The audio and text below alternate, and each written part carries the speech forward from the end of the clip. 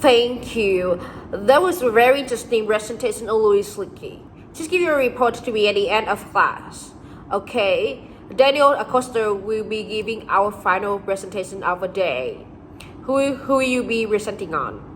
I like to present the famous anthropologist Murray Mead to our class. Excellent. Take it away. Murray Mead is well known as one of the world's most famous anthropologists.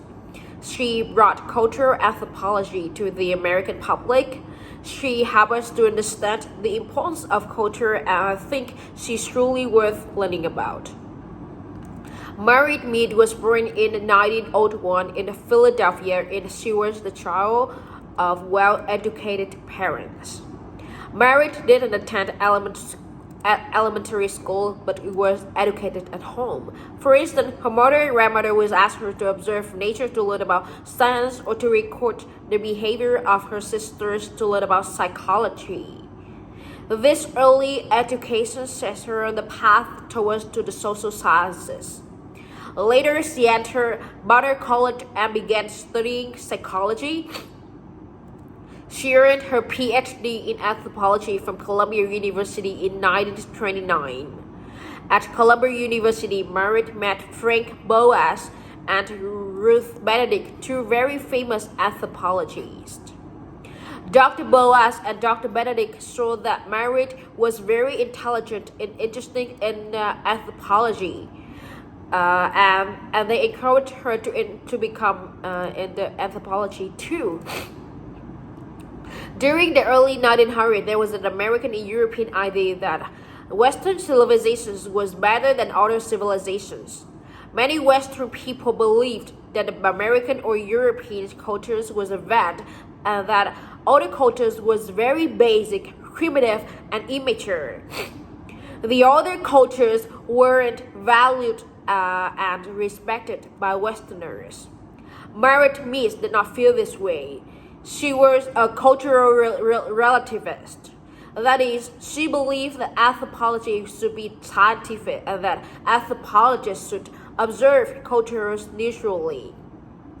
That means anthropologists should study other peoples and other cultures without judgment, without the idea that they weren't as good as Western cultures.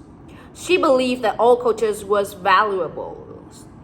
Although it was unusual for young women in the 1920s to travel alone, Murray convinced her professor, Frank Boas, to let her study cultures in the South Pacific island of Pago Pago, Samoa, and Papua New Guinea. During her trip to these islands, she observed everything.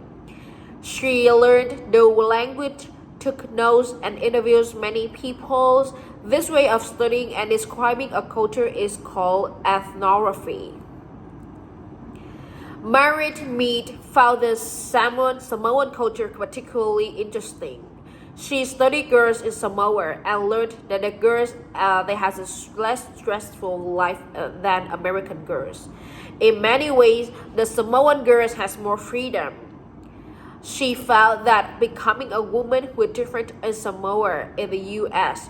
because the culture has different idea about what girls and women should be like. She found that cultures affect us and changes our personalities. Mead published a book in 1928 and entitled Coming of Age in Samoa. Usually ethnographies like this are only read by other anthropologists, but Mead's book was the bestseller. She became very popular after this book was published. Mead became a professor of anthropology, and she also worked for many years in the American Museum of Natural History in New York City. She was the head of several important anthropology and science organizations, and she published over 20 books. She was very popular in her time and is still well known as an important anthropologist. After she died in 1978, President Carter awarded her the Presidential Medal of Freedom. One thing that makes me really like Murray Mead that is she was very progressive. She was in favor of freedom and tolerance of all people. She supported civil rights and believes that humans could do really good things if they did work together. She thought that ideas of racism or war would culture and that people could learn better ways to live. Most importantly, she strongly believed that modern Americans could learn from other cultures. In the 1928, she wrote, "As a traveler who has once been from home is wiser than who has never left his own doorstep."